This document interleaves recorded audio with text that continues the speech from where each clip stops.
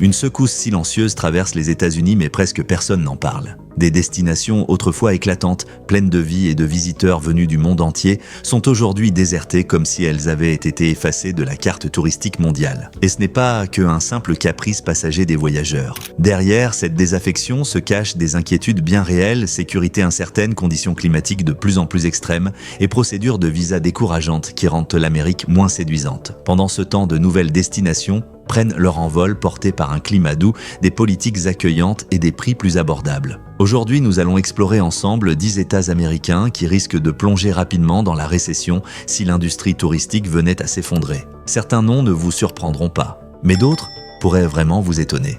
1. Hawaï.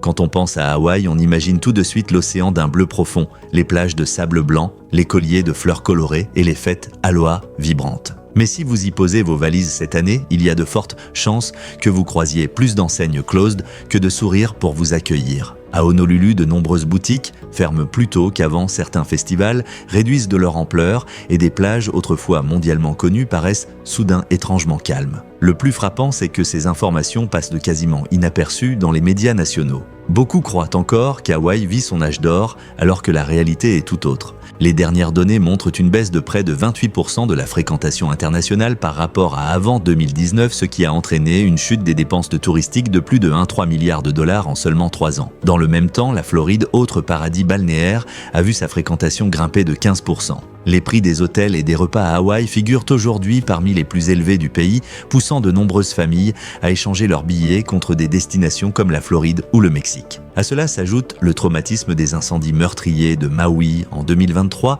qui ont laissé des cicatrices non seulement sur la terre, mais aussi dans l'imaginaire des voyageurs. Les politiques visant à limiter l'accès de certains sites pour protéger l'environnement, bien qu'elles soient justifiées, envoient parfois le message implicite « mieux vaut ne pas venir ». Un artisan de Lahaina confie « Avant j'employais 5 personnes.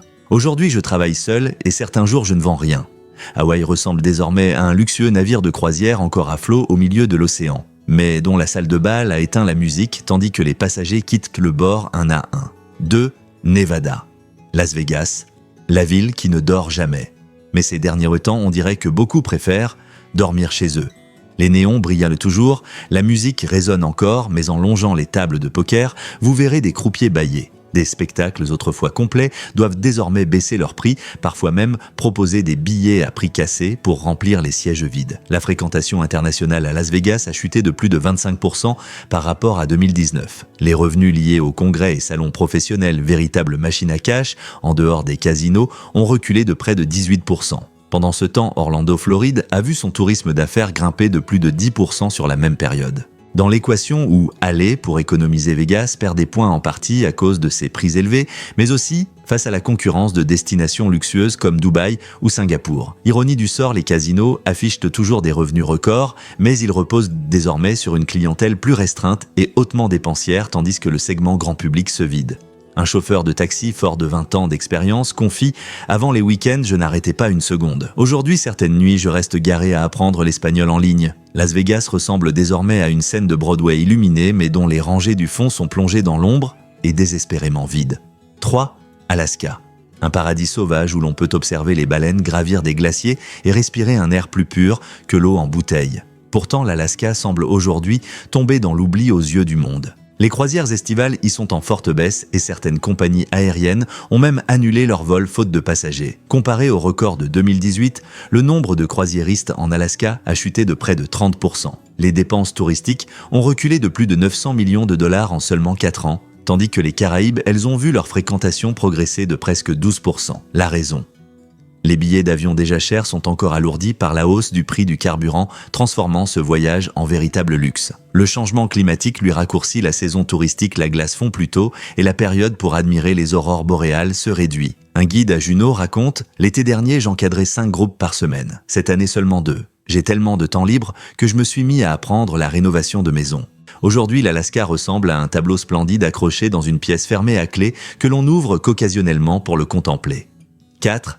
Californie, le Golden State, un nom qui a longtemps fait rêver des millions de personnes à travers le monde. Mais aujourd'hui, ce rêve s'accompagne d'une facture interminable. Les visiteurs internationaux, qui restaient autrefois 7 à 10 jours, ne passent désormais plus que 3 ou 4 jours avant de repartir. Des villes comme San Francisco enregistrent une forte baisse des réservations, en particulier de la part des touristes européens et asiatiques. Les dépenses touristiques internationales en Californie ont chuté de plus de 20% par rapport à 2019. Rien qu'à San Francisco, ce sont environ 1,5 million de visiteurs qui se sont volatilisés en 2023. Les tarifs des hôtels à Los Angeles ou San Diego égalent voire dépassent ceux de nombreuses destinations de luxe à l'étranger. Et les taxes additionnelles ainsi que les frais annexes font grimper l'addition à une vitesse vertigineuse. La crise du logement et la présence massive de sans-abri dans les centres-villes combinés à un sentiment de sécurité en baisse dissuadent de plus en plus de familles. Un propriétaire de café près de Fisherman's Wharf confie « Avant, je voyais passer des clients du monde entier. Aujourd'hui, ce sont surtout des locaux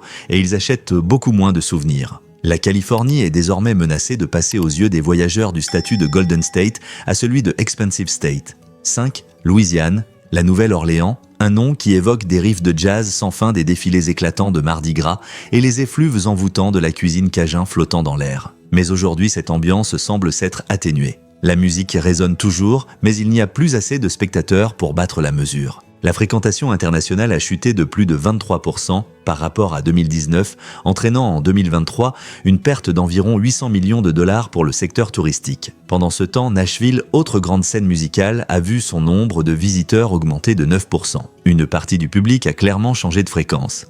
Sur Bourbon Street, certains bars ferment plus tôt faute de clients. Le prix des billets d'avion vers la Louisiane a grimpé, poussant de nombreux voyageurs à privilégier des destinations musicales plus accessibles. Les inquiétudes liées à la criminalité dans certaines zones touristiques, combinées à des saisons cycloniques plus violentes dues au changement climatique, dissuadent également les visiteurs de réserver en automne une période autrefois animée. Un saxophoniste de rue confie « Avant, il me suffisait d'un morceau pour remplir mon chapeau. Aujourd'hui, je joue un set complet et je récolte à peine de quoi m'offrir un café. » La Nouvelle-Orléans ressemble désormais à un groupe de jazz qui joue encore avec passion, mais devant une salle dont la moitié des sièges est vide.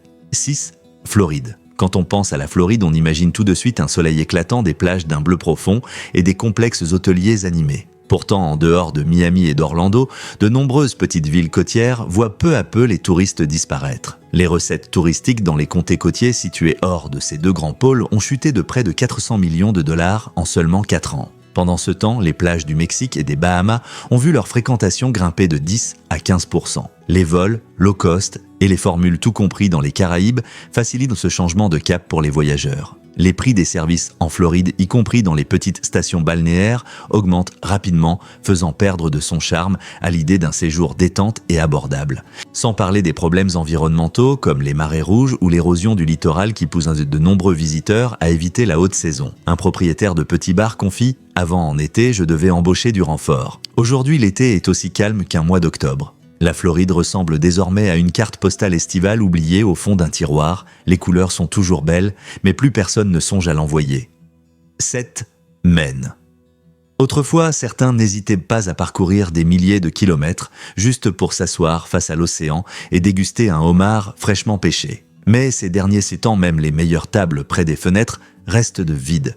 Plusieurs croisières estivales vers le Maine ont réduit leurs escales et les boutiques de souvenirs comme les restaurants en bord de mer n'ouvrent plus que le week-end alors qu'ils étaient ouverts toute la semaine auparavant. La fréquentation internationale du Maine a chuté de plus de 20% depuis 2019, entraînant une perte d'environ 350 millions de dollars en 3 ans. Pendant ce temps, le Vermont, également situé en Nouvelle-Angleterre, a vu sa fréquentation grimper de 7% grâce à une campagne de promotion ambitieuse. Le Maine possède toujours ses plages et ses fruits de mer, mais il semble que les forêts flamboyantes et les montagnes de son voisin attirent désormais davantage. Une des raisons, le temps de trajet. Le Maine n'est pas un arrêt pratique pour un court séjour, surtout pour les visiteurs internationaux. De plus, la flambée des prix des fruits de mer et des services a peu à peu effacé l'image d'une expérience culinaire marine à prix doux. Sa saison touristique très courte, seulement quelques mois d'été, complique la survie des petites entreprises toute l'année. À cela s'ajoute la tendance du voyage expérience qui pousse les voyageurs vers l'Islande ou la Norvège pour admirer côtes et falaises plutôt que vers le Maine. Certains apprécient toutefois ce calme retrouvé,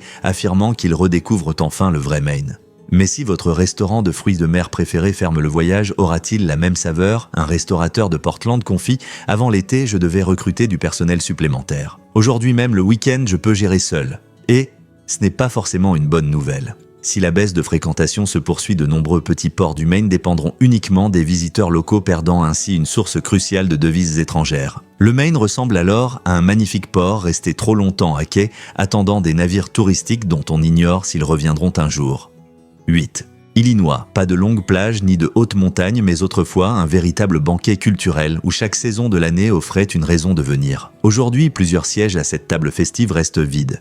Difficile à croire qu'une ville qui ne dormait jamais pendant la saison des festivals connaisse désormais des mois étonnamment calmes. Selon les derniers rapports, le tourisme à Chicago a perdu près de $1 milliard en 3 ans. Dans le même temps, Austin, Texas, autre grand centre festif, a vu sa fréquentation grimper de 8%. On dirait qu'une partie de l'atmosphère de fête s'est envolée vers le sud. La hausse des prix des billets d'avion et de l'hébergement a fait perdre à Chicago un avantage clé face à d'autres villes festives.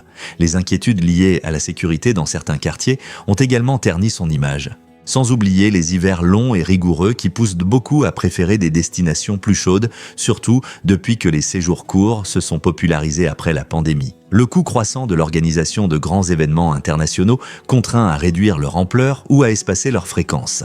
Et lorsque les raisons de venir se font plus rares, Chicago commence à disparaître des cartes touristiques. Les habitants apprécient peut-être de ne plus être saturés de visiteurs, mais pour le secteur des services et les milliers d'emplois dépendant de la saison festive, ce calme ressemble à un banquet déserté incapable de maintenir le titre de ville des festivals. Aujourd'hui, Chicago, c'est un peu comme une grande place après la fête éclatante sur les photos d'antan, mais vide lorsque vous y mettez les pieds. Si la ville ne trouve pas le moyen d'attirer des visiteurs toute l'année, sa réputation pourrait bien rester seulement gravée dans la mémoire des générations précédentes. Et vous pensez-vous que Chicago devrait miser sur la promotion de l'hiver ou créer de nouveaux événements pour raviver la flamme neuve?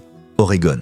L'Oregon, un État qui a longtemps séduit les randonneurs campeurs et familles adeptes de road trips prêts à parcourir des centaines de kilomètres juste pour admirer un coucher de soleil sur l'océan ou respirer à plein poumon l'odeur des pins de la chaîne des Cascades. Mais ces derniers temps, il semble que le GPS de nombreux voyageurs pointe dans la direction opposée. Plusieurs petites villes côtières constatent une baisse marquée de la fréquentation estivale, notamment en provenance d'autres États. Les campings et parcs nationaux, qui nécessitaient autrefois une réservation des semaines à l'avance, affichent désormais des disponibilités jusqu'à la veille du départ. La nature est toujours aussi majestueuse, mais les pas des randonneurs se font plus rares. Pendant ce temps, l'État voisin de Washington a enregistré une hausse de près de 8% des visiteurs hors État sur la même période.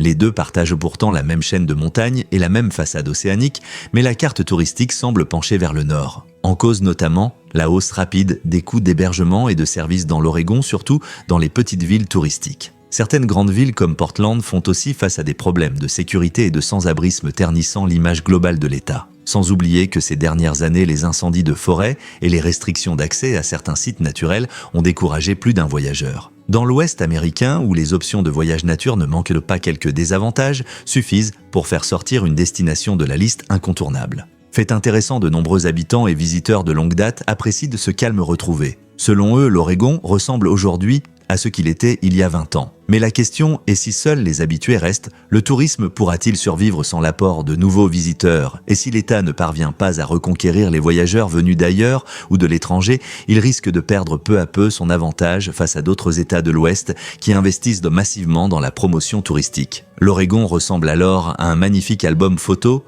oublié sur une étagère que seuls feuillettent ceux qui y sont déjà attachés. Et vous pensez-vous qu'il devrait intensifier sa promotion ou préserver un rythme touristique plus doux pour protéger sa nature? 10. New York. Et pour clore cette liste, voici New York City, jadis symbole absolu du rêve américain, destination que presque tout le monde voulait visiter au moins une fois dans sa vie. Pourtant, ces derniers temps, de plus en plus de voyageurs préfèrent remettre ce voyage à plus tard. Certains sites emblématiques, comme le mémorial du 11 septembre ou le MoMA, enregistrent une baisse notable de fréquentation internationale. De nombreux restaurants et boutiques autour de Midtown ferment leurs portes plus tôt, voire définitivement. Times Square brille toujours de mille feux, mais bien moins de regards viennent l'admirer. Les raisons sont faciles à comprendre. Les prix des hôtels, des repas et des billets d'entrée aux attractions ont grimpé en flèche, surtout dans les quartiers centraux. L'expérience touristique, souvent trop industrialisée, a perdu de son authenticité. S'ajoutent à cela des inquiétudes concernant la sécurité dans certains secteurs et un réseau de transport public pas toujours accueillant pour les nouveaux visiteurs, ce qui ternit l'image de la ville. Chaque année, New York attire encore des millions de visiteurs, mais c'est un peu comme un grand théâtre dont les sièges sont pleins. Alors que les spectateurs repartent avec le sentiment « ce spectacle, je l'ai déjà vu ». La renommée vend des billets, mais si l'histoire ne se renouvelle pas, le public reviendra-t-il ? Pour certains experts, New York s'appuie trop sur son prestige passé, oubliant que le monde du tourisme a profondément changé après la pandémie. La concurrence venue de villes comme Tokyo, Paris, Dubaï ou Toronto se renforce. Aujourd'hui, New York ressemble à une star de cinéma légendaire, toujours célèbre, toujours courtisée, mais dont l'éclat a quelque peu pâli. Si vous souhaitez continuer à explorer avec nous les vérités qui se cachent derrière les gros titres, en apparence anodins, n'oubliez pas de liker, de vous abonner et d'activer la cloche pour ne rien manquer des prochaines histoires. Tout le contenu de cette vidéo est basé sur des rapports commerciaux, des données publiques et des documents officiels disponibles jusqu'en août 2025. Cette vidéo n'a pas pour but de faire de la propagande politique, de viser une personne ou une organisation, ni de représenter un quelconque gouvernement. Son seul objectif, offrir un autre regard pour que nous ne restions pas à la traîne.